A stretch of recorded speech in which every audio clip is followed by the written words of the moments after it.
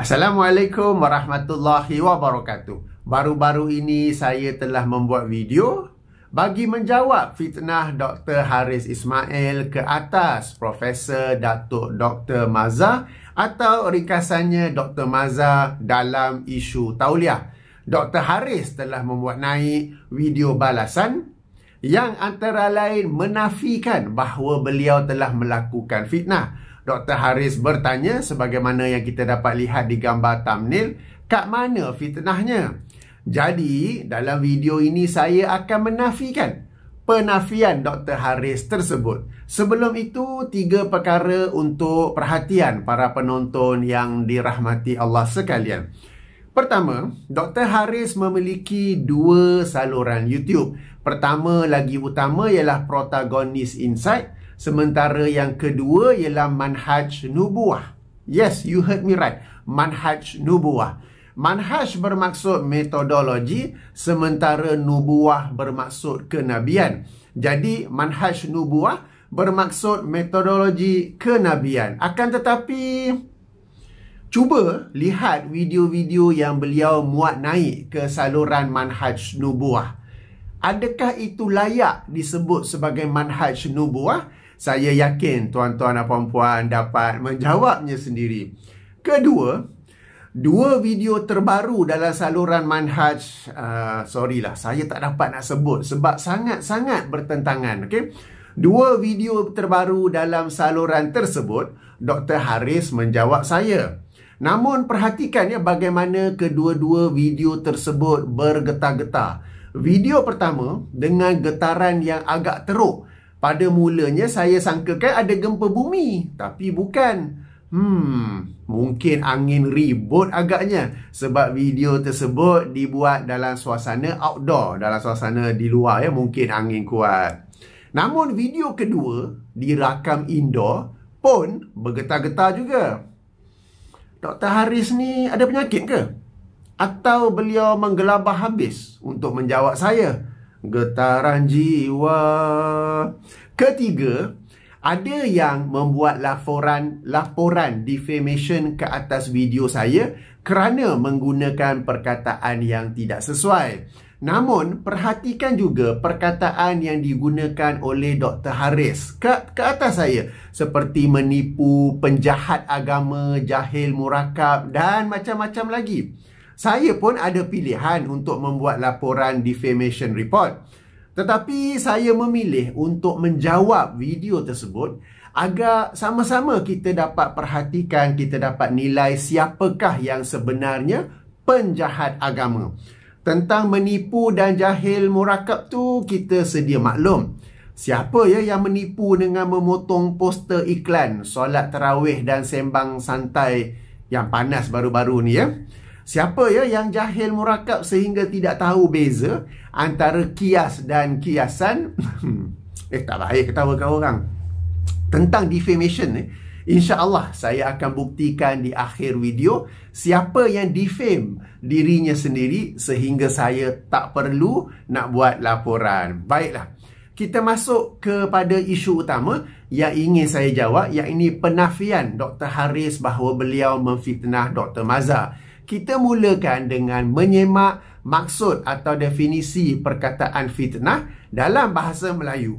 Mengikut Kamus Dewan, fitnah ialah tuduhan dalam kurungan khabar, kisah dan lain-lain, tutup kurungan, yang diada-adakan dalam kurungan dibuat-buat, tutup kurungan, untuk memburukkan atau membencanakan seseorang dan lain-lain. Okey? Sementara Kamus Besar Bahasa Indonesia pula, ringkasan KBBI, menjelaskan fitnah sebagai perkataan bohong atau tanpa berdasarkan kebenaran yang disebarkan dengan maksud menjelekkan orang, dalam kurungan seperti menodai nama baik, merugikan kehormatan orang, tutup kurungan. Baik. Seterusnya, saya bagi satu contoh. Tadi tu maksud definisi, sekarang contoh pula ya. Sama-sama kita ketahui bahawa Imam Asy-Syafi'i rahimahullah memiliki 2 pendapat dalam hukum fiqh yakni kaul qadim dan kaul jadid. Saya tekankan hukum fiqh kerana dalam akidah beliau tetap sama dan ia merupakan akidah salafus soleh. Cuma dalam hukum fiqh, beliau memiliki kaul qadim yang bermaksud pendapat lama dan kaul jadid yang bermaksud pendapat baharu.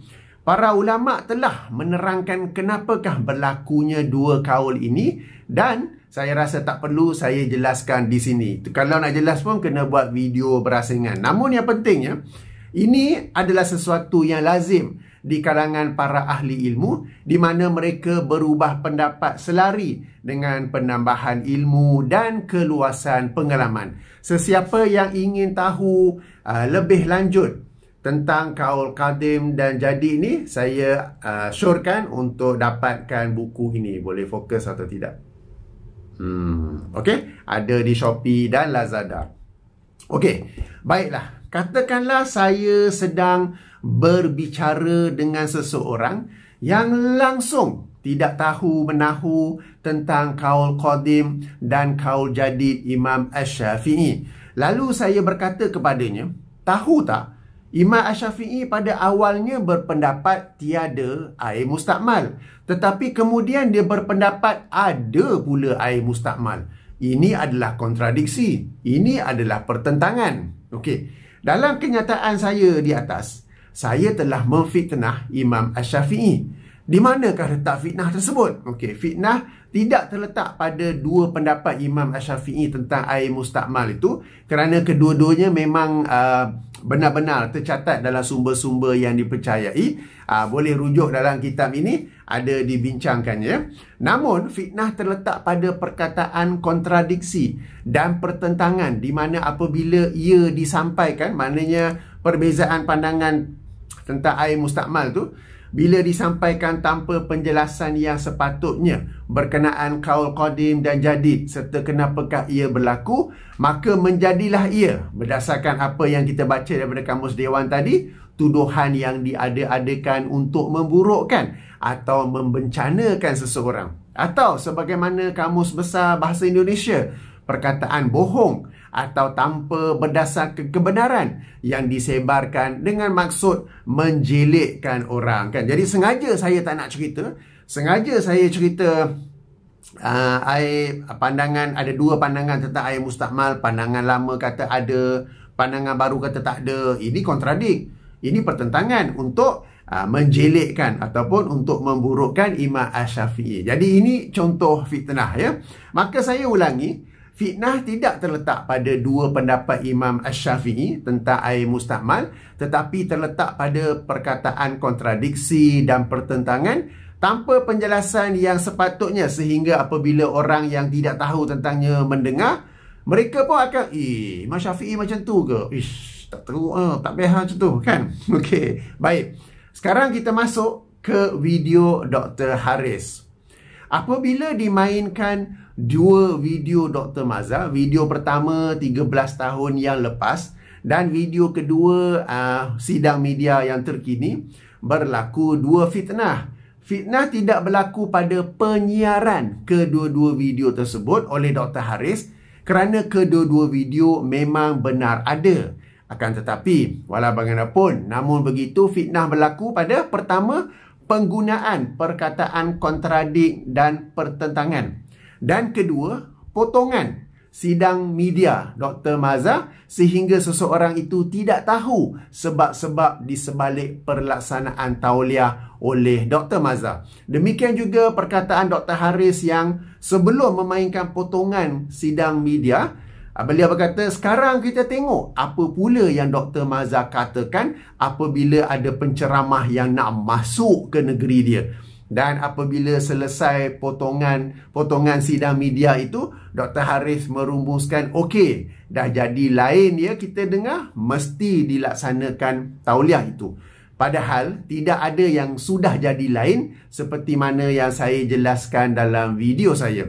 Dua perkara inilah, yakni pada penggunaan perkataan kontradik, pertentangan dan dah jadi lain ya, serta dua, pemotongan sidang media yang merupakan berdasarkan Kamus Dewan, tuduhan yang diada-adakan untuk memburukkan atau membencanakan seseorang, atau sebagaimana KBBI, perkataan bohong atau tanpa berdasarkan kebenaran yang dimaksudkan untuk menjelekkan orang. Sebab bila Dr. Haris menyampaikan tu dengan nada ni penting tuan-tuan. Bila kita berkomunikasi, lebih kurang 60% ialah dengan body language, 30% ialah nada, 10% ialah perkataan. Jadi perhatikan nada Dr. Haris bila menyampaikannya tu ya. Demikian juga seterusnya, Dr. Maza, okey, itu tadi yang kes pertama lah. Kes kedua, Dr. Maza jelas-jelas merujuk kepada penganjur, tetapi Dr. Haris salah faham bahawa ia merujuk kepada Ustaz Wadi Anwar, lalu memberikan gambaran bahawa Dr. Maza tidak bercakap benar. Ini sekali lagi menurut Kamus Dewan, kita ulang-ulang ya, tuduhan yang diada-adakan untuk memburukkan atau membencanakan seseorang, atau sebagaimana KBBI, perkataan bohong atau tanpa berdasarkan kebenaran yang disebarkan dengan maksud menjelekkan orang. Demikian juga kes ketiga, apabila Dr. Haris mengaitkan surat yang tersebar di media sosial kepada Dr. Maza, sehingga Dr. Haris berkata, saya quote ya, takkanlah level tahap mufti nak buat perangai seperti level pangkat kapten. Quote, sanggup nak tunjuk benda lain, menipu, memanipulasi, twist fakta semata-mata nak tunjuk menang. Itu level-level kapten, ke bawah bolehlah.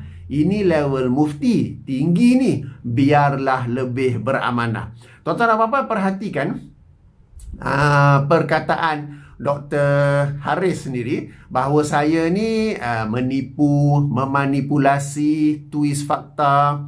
Saya pun boleh buat defamation report kan? Tak perlu, sebab saya buktikan siapakah yang sebenarnya menipu, siapakah sebenarnya memanipulasi, siapakah yang sebenarnya twist fakta. Kita tak payah buat report sebab kebenaran di pihak kita, kita boleh tunjuk bukti. Cuma ada masa tak ada masa nak buat video saja kan? Okey, tak apa, kita fokus kepada Dr. Maza yang katanya apa? Ini level mufti tinggi ni, biarlah lebih beramanah.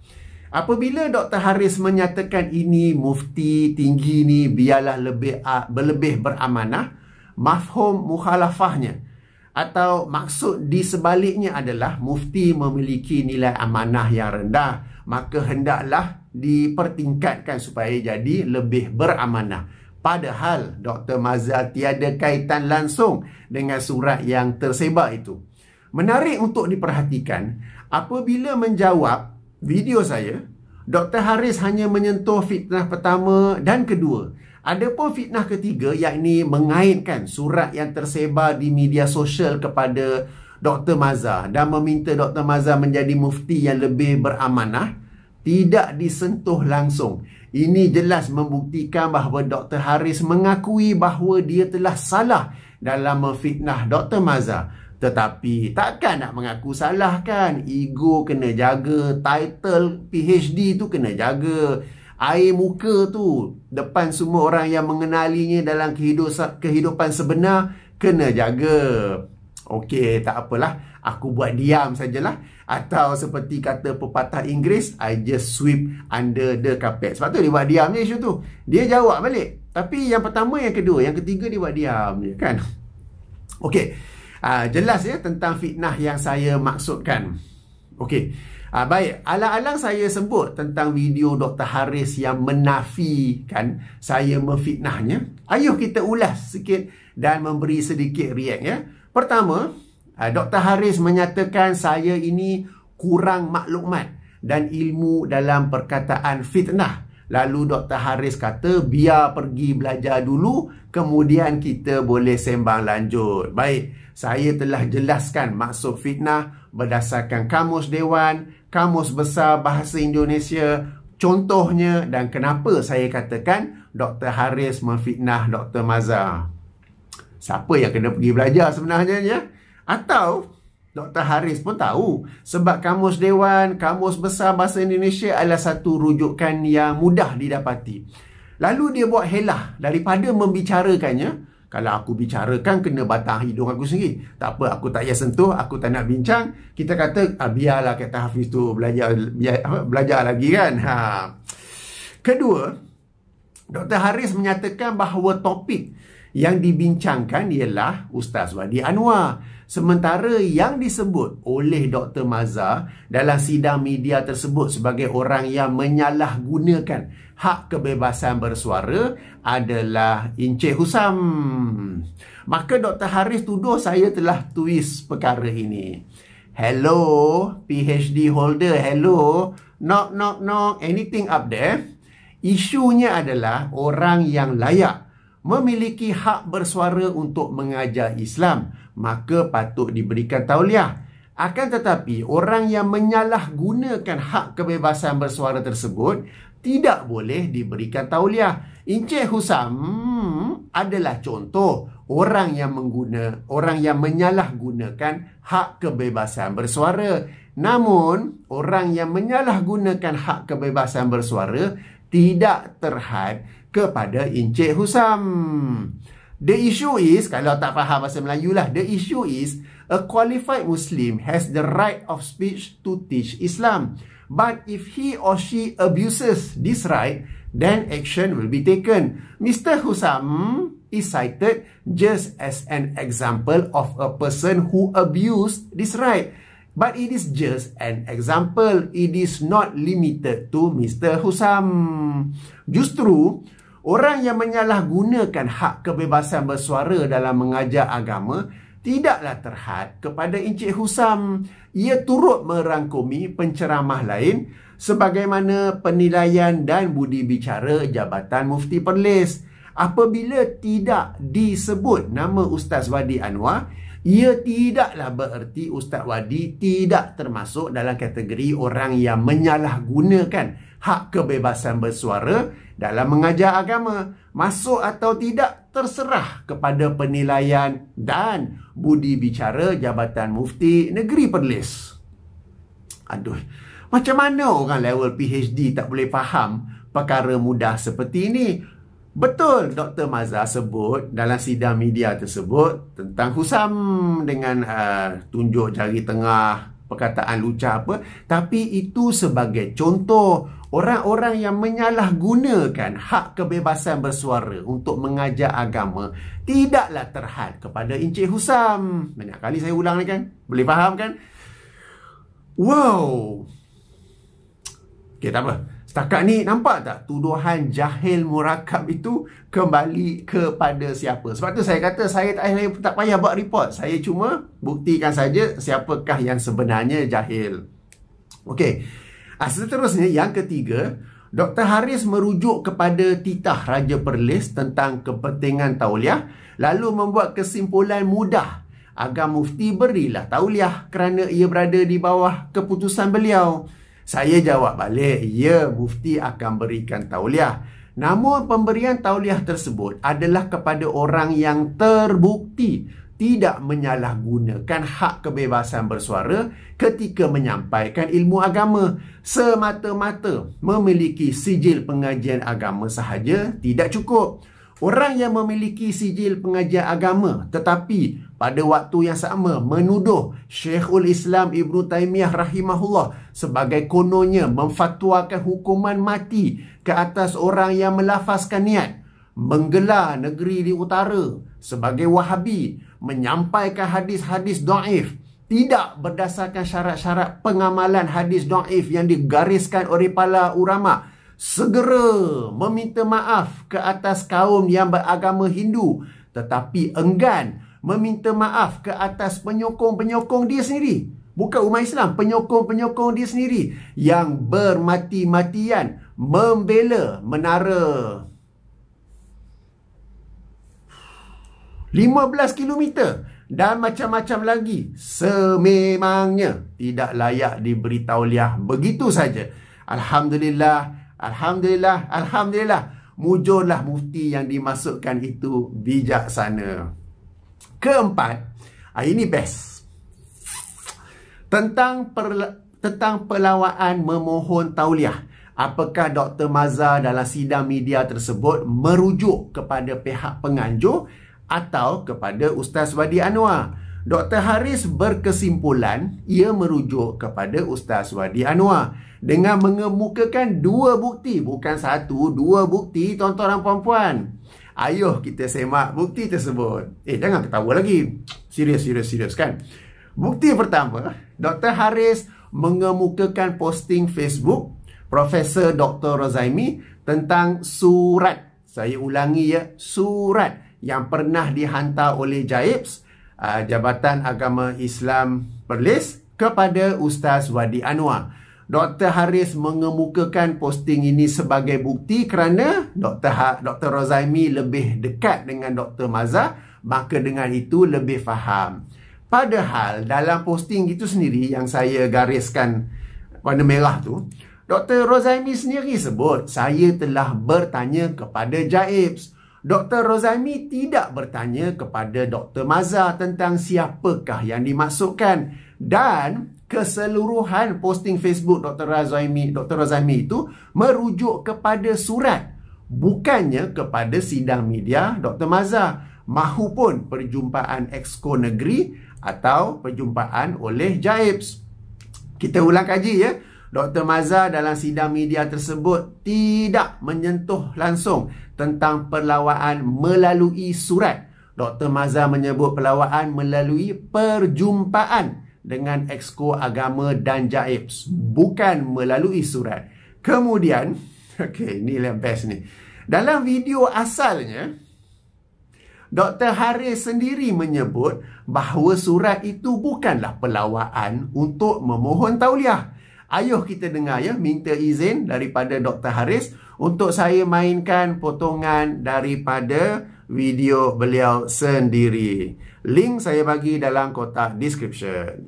Namun saya tahu ada surat yang berlega di FB yang kononnya bukti bahawa telah mempelawa Ustaz Wadi Anwar untuk mengambil tauliah. Dan ada kata suruh tengok pada tarikh tersebut. Ialah tarikh tersebut 2019. Tapi bukan ini bukan surat untuk mempelawa Ustaz Wadi Anwar mengambil tauliah ataupun surat untuk menunjukkan ada perjumpaan dengan Exco Agama Negeri Perlis. Okey.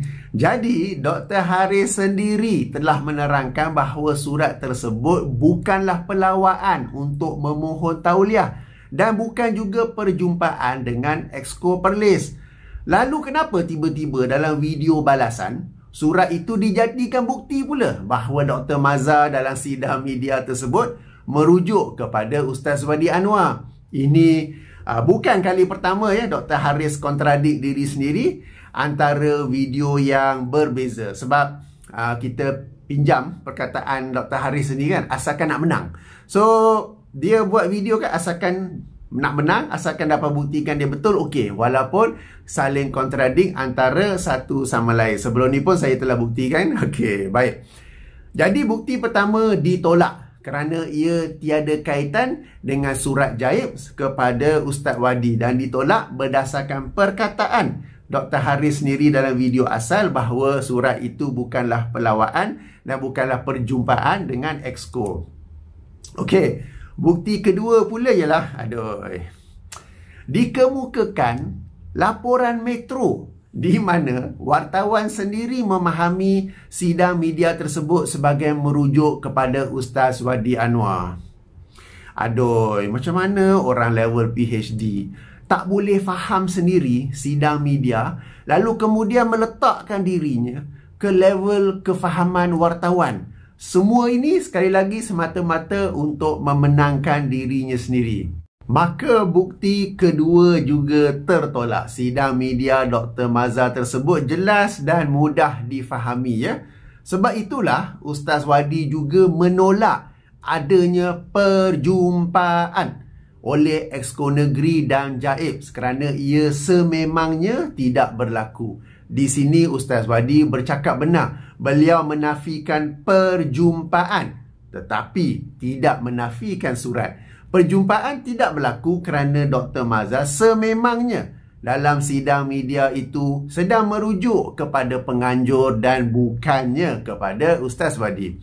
Baiklah, demikianlah ya 4 ulasan dan react saya. Sama-sama kita dapat nilai siapakah penjahat agama, siapakah jahil murakab. Dan yang penting, saya tak perlu buat defamation report kerana orang terbabit dengan sendirinya telah defame dirinya sendiri. Dengan sendirinya telah, tak boleh sebutkan, nanti dia laporkan lagi. Okey, baik, saya akhiri dengan subhanakallahumma wa bihamdika asyhadu an la ilaha illa anta astaghfiruka wa atubu ilaika. Assalamualaikum warahmatullahi wabarakatuh.